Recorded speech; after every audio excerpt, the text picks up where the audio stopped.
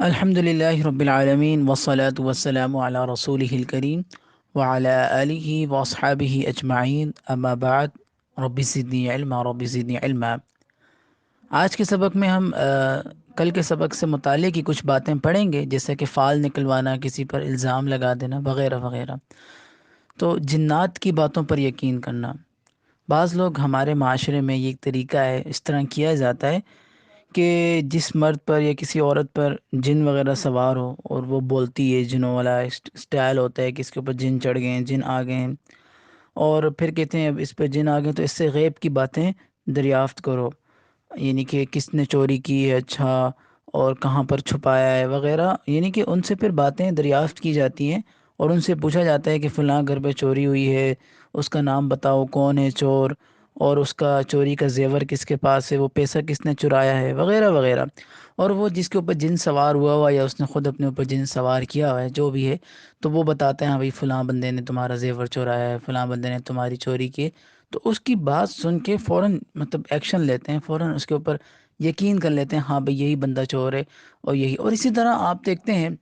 بعض جگہوں پر ایک ایسا عمل ہو رہا ہوتا ہے کہ چھوٹا بچہ بٹھایا جاتا ہے یا اس کی آنکھیں بند کر کے وغیرہ اس کے اوپر دم کرتے ہیں، اچھا بتاؤ چور کہاں سے آئے تھے، یہاں سے آئے تھے۔ بھائی کیسے؟ یہ کوئی شرعی دلیل نہیں ہے، یہ کوئی شرعی حجت نہیں ہے، یہ ایک اندازہ، یہ ایک ہپنوٹائٹس کیا جاتا ہے مائنڈ کو۔ جیسا آپ اس کو میسج ڈلیور کر رہے ہوتے ہیں، وہ سیم ٹو سیم آپ کو اس کا ایکول رپلائی کر رہا ہوتا ہے۔ اب اس کو بتا رہے ہوتے ہیں اچھا وہ ہاں کھیت میں گئے، ہاں گئے، اچھا وہاں پر اس نے ڈالا، ہاں ڈالا، اچھا وہاں سے نکالا، اس کو جلایا، ٹھیک ہے،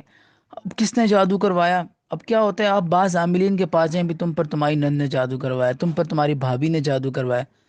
ظاہر سی بات ہے جب آپ نام لیں گے اور بتا دیں گے ٹھیک ہے جادو برحق ہے، جادو لوگ کرواتے بھی ہیں، ہوتا بھی ہے، بری نظر بھی ہوتی ہے، اس طرح جنات وغیرہ کا معاملہ بھی ہوتا ہے، بندش وغیرہ وغیرہ جو بھی لگتا ہے لگواتے ہیں۔ لیکن اس کے اندر جو لوگ اندازہ لگاتے ہیں کہ بھائی تم پر اس نے لگایا ہے، تم پر اس نے لگوایا ہے، یہ پہلے ان کے حالات جانتے ہیں، ان کے گھر کے اندر حالات کیا چل رہے ہیں، کس کے ساتھ ان کا کلیش چل رہا ہے، اور وہ اسی چیز کا فائدہ اٹھا کے بول دیتے ہیں۔ اب وہ پہلے پوچھتے ہیں اچھا آپ کے گھر کے کیا معاملات ہیں، کیا حالات ہیں، اس کے مطابق آپ کسی بھی عامل کے پاس جائیں، یا تو وہ اندازے لگا رہا ہے، یا تو وہ آپ سے پہلے پورا تھوڑا سا بایو ڈیٹا لیتا ہے، یا تو وہ کہتا ہے اچھا میں حساب کروں گا، ان سے نام پتہ سب کچھ پوچھ لیتا ہے، وہاں ان کے انفارمر ہوتے ہیں، وہاں سے وہ انفارمیشن نکالتے ہیں، یہ دھندا ہے باقاعدہ۔ البتہ ٹھیک ہے،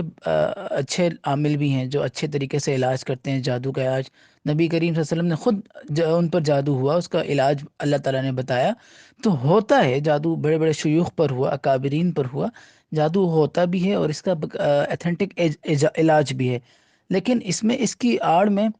غلط سلط باتیں کرنا، اس کی آڑ میں لوگوں کو بیوقوف بنانا اور اس طرح کے الزام لگانا کہ اس نے تم پر یعنی کہ جادو کروایا وغیرہ،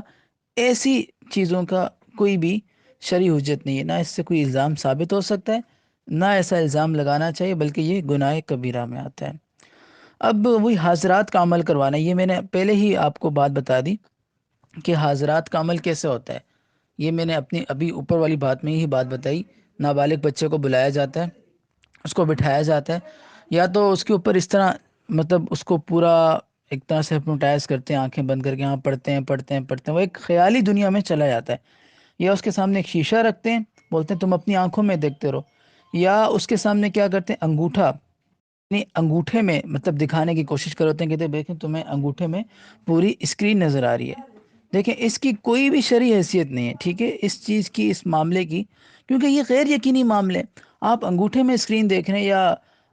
شیشے کے اوپر بچے کو دکھا رہے ہیں، ایک غیر یعنی بالغ بچہ بھی نہیں ہے، اور اس کے لیے آپ چھوٹے بچے کا انتخاب کر کے، ایک تو چھوٹے بچے کو ویسے ہی عقل نہیں ہے، اس کو آپ جس طرح کا خیال دکھائیں گے، جس طرح کا اس کے سامنے تخیل بنائیں گے، وہ اسی طرح کا آپ کو رپلائی دے گا، ٹھیک ہے۔ تو اب اس کے اوپر بھی طرح طرح کے، جیسے آپ دیکھ لیں آس پاس آپ کی جو چیز رائج ہے، اس میں کوئی لوٹے چلا رہے ہیں، کوئی لوٹوں کو گھما رہے ہیں، یہ